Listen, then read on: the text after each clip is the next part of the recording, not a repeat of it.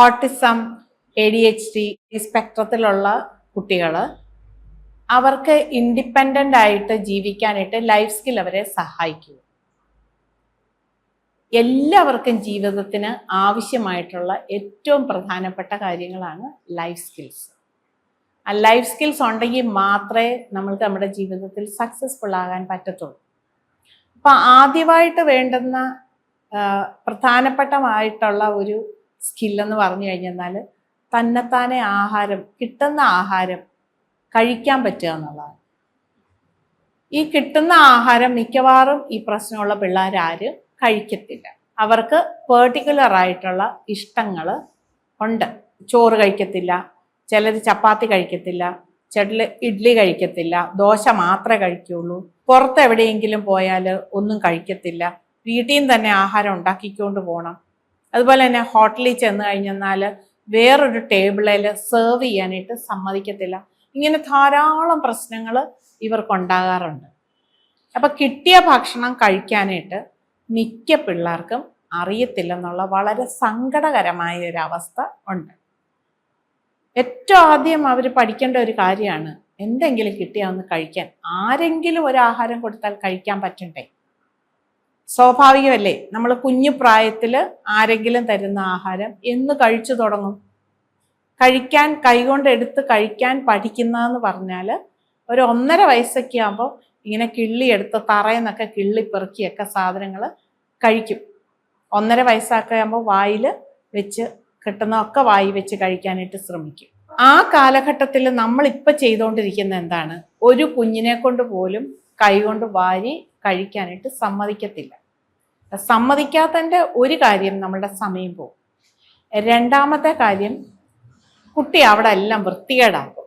തറയെല്ലാം അപ്പടി പൊടിയാണ്. നമുക്ക് ഹൈജീനെ പറ്റി ഭയങ്കര ചിന്തയാണ്. അത് നല്ലതാണ്, പക്ഷേ കുട്ടിക്ക് പ്രാക്ടീസിനുള്ള സമയം നമ്മൾ അനുവദിക്കാറില്ല. കുഞ്ഞിൻ്റെ കൈയുടെ കോർഡിനേഷൻ റെഡിയാകാനായിട്ടുള്ള സൗകര്യങ്ങൾ നമ്മൾ ചെയ്യത്തില്ല. അപ്പോൾ ഈ ചോറ് വാരി കഴിക്കാൻ പറ്റാത്ത കുഞ്ഞിന് എന്തൊക്കെ പ്രശ്നങ്ങൾ വരും? ആദ്യം തന്നെ കുഞ്ഞിന് എഴുതാൻ പറ്റത്തില്ല. ചോറ് കഴിക്കാൻ ബുദ്ധിമുട്ടുള്ള ഒരു ആഹാരം എടുത്ത് കഴിക്കാൻ പ്രയാസമുള്ള കുഞ്ഞിന് എഴുതുക, ഒരു പെൻസിൽ ഹോൾഡ് ചെയ്യുക.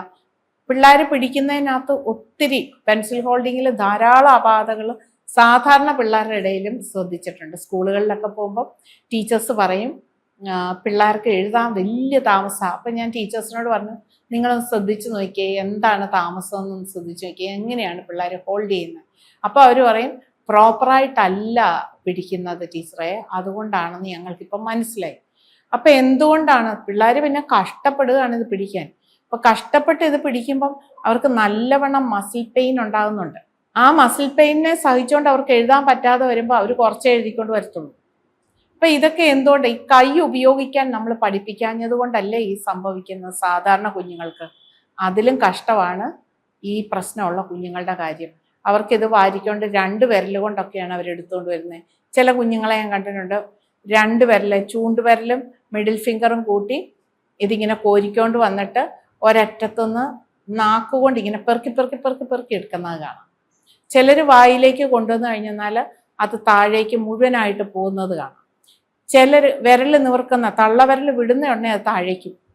ചില കുട്ടികൾ എന്ത് ചെയ്യുന്നതെന്ന് വെച്ചാൽ കൈ മുഴുവനായിട്ട് വായി കെട്ടിയിട്ട് വിരൽ വലിക്കുമ്പോഴേക്കും 4 വിരലും കൂടെ പുറത്തേക്ക് വലിക്കുമ്പം ചോറ് താഴെ പോകുന്നത് കണ്ടിട്ടുണ്ട്. അപ്പം ഇവർക്ക് പ്രോപ്പറായിട്ട് എങ്ങനെ കഴിക്കണമെന്ന് നമ്മൾ പഠിപ്പിച്ചു കൊടുത്തില്ല എന്നാണ് ഞാൻ എപ്പോഴും കണ്ടിരിക്കുന്നത്. മിക്കവാറും 10 വയസ്സ് 8 വയസ്സ് ഒക്കെ ശേഷമാണ് കുട്ടികൾ എൻ്റെ അടുത്ത് വരിക. അപ്പോഴൊക്കെ അവരനുഭവിക്കുന്ന ബുദ്ധിമുട്ടുകളാണ് ഇത്. ഈവൻ 18 വയസ്സ് കഴിഞ്ഞ് വന്ന കുട്ടി പോലും ഇങ്ങനെ കഴിക്കാൻ ബുദ്ധിമുട്ടുന്നത് ഞാൻ കണ്ടിട്ടുണ്ട്. അപ്പം അവരെയൊക്കെ ഭക്ഷണം കറക്റ്റായിട്ട് കഴിക്കാൻ പഠിപ്പിച്ചു കഴിഞ്ഞപ്പം കുഞ്ഞുങ്ങൾക്കുണ്ടാകുന്ന ആഹ്ലാദം എത്ര മാത്രമാണെന്ന് അത് എനിക്ക് പറഞ്ഞ് മനസ്സിലാക്കി തരാൻ അറിയത്തില്ല. അവരെ എക്സ്പ്രസ് ചെയ്യുന്നത് ഒരു നോട്ടത്തിലൂടെയാണ്. കുറച്ച് കഴിയുമ്പോൾ ദൂരെ നിന്ന് നമ്മളെ ഇങ്ങനെ കണ്ണിമയ്ക്കാതെ നോക്കുന്നതാണ്. ചിലപ്പോൾ സക്സസ്ഫുൾ ആയിട്ട് കഴിച്ചു കഴിയുമ്പോൾ ആ ഒരു വാ കഴിച്ചു കഴിയുമ്പോഴേക്കും നമ്മളെ ഒരു നോട്ടം നോക്കും. അതൊരു പക്ഷേ 1 വർഷം എടുക്കും, ചിലർ 6 മാസം എടുക്കും, ചിലർ 3-4 ദിവസം കൊണ്ട് അത് പഠിക്കുന്നത് കാണാം.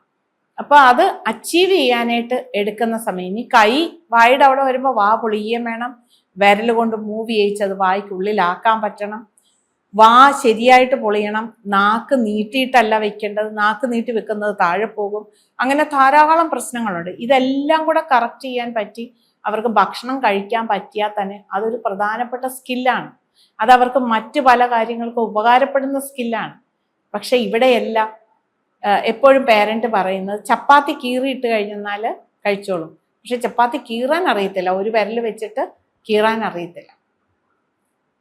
ഒരു വിരൽ പ്രസ് ചെയ്തുകൊണ്ട് അത് കീറി എടുക്കാനായിട്ട് നമ്മൾ ചെയ്യുന്ന പോലെ ചെയ്യാൻ അറിയത്തില്ല. ദോശ അങ്ങനെ കീറി എടുക്കാൻ അറിയത്തില്ല. പ്രസ് ചെയ്ത് 2 വിരൽ കൂട്ടി പ്രസ് ചെയ്തിട്ട് ആ ദോശ എടുക്കാനായിട്ട് അറിയത്തില്ല. ഇഡ്ഡലി അത് പ്ലക്ക് ചെയ്ത് ഇങ്ങനെ എടുക്കാനായിട്ട് അവർക്ക് അറിയത്തില്ല. അപ്പൊ അതിനൊക്കെ നമ്മൾ പരിഹാരമായിട്ട് പറയുന്ന സ്പൂണിൽ കൊടുക്കാം എന്നാ പറയുന്നത്. സ്പൂണിൽ കൊടുക്കുമ്പോൾ ഈ സ്പൂൺ ഹോൾഡിങ് പോലും ശരിയല്ല. അപ്പൊ സ്പൂണിൽ കൊടുക്കുന്നതിനേക്കാൾ ഇവർ ഓൾറെഡി പ്രശ്നമുള്ളവരാണ്. ഇവരുടെ കൈ ഉപയോഗിച്ച് കഴിക്കാനായിട്ടുള്ള ട്രെയിനിങ് നമ്മൾ കൊടുത്തു കഴിഞ്ഞാൽ അവർക്ക് സുന്ദരമായിട്ട് മറ്റു പല കാര്യങ്ങളും ചെയ്യാൻ പറ്റും. ഒരു പേജിന്റെ താള് മറിക്കാൻ പറ്റും.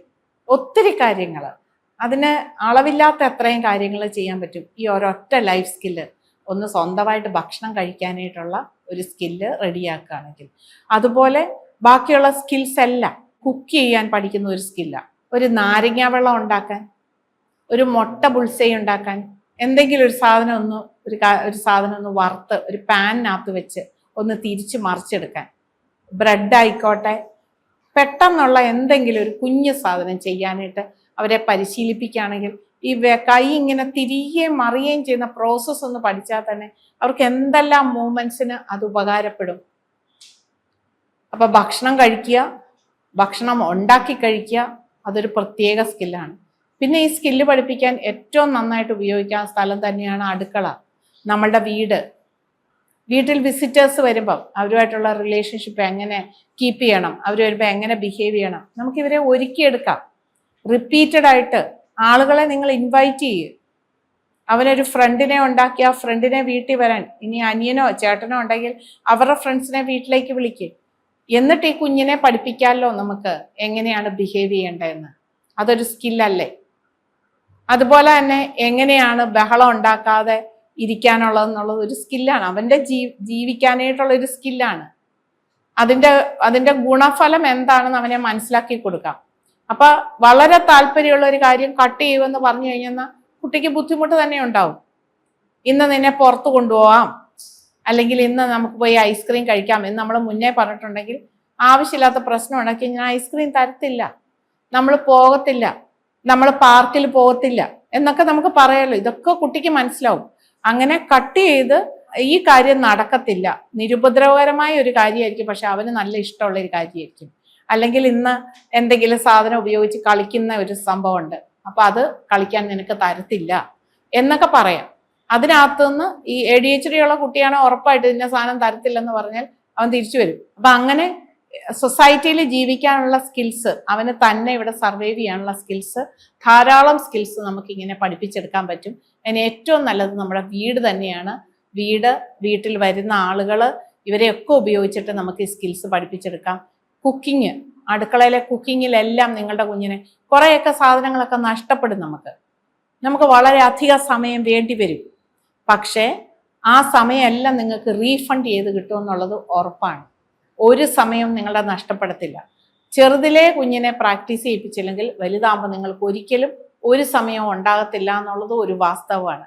അപ്പൊ ശരിക്കും പറഞ്ഞാൽ പേരൻസ് ഇത് മനസ്സിലാക്കി മുന്നേ തന്നെ പ്രിക്കോഷൻസ് എടുത്തു പോവുകയാണെങ്കിൽ, ഇച്ചിരി സമയം സ്പെൻഡ് ചെയ്യാനായിട്ട് നിങ്ങളുടെ മാറ്റി വെക്കുകയാണെങ്കിൽ നിങ്ങൾക്ക് വലിയ ലാഭം, പിന്നീട് ടൈം സേവ് ചെയ്യാനായിട്ട് നിങ്ങൾക്ക് പറ്റും. ഇവരുടെ ഒപ്പം ചെലവാക്കുന്ന ഒരു സമയം പോലും നിങ്ങൾക്ക് നഷ്ടമായിട്ട് തീരത്തില്ല.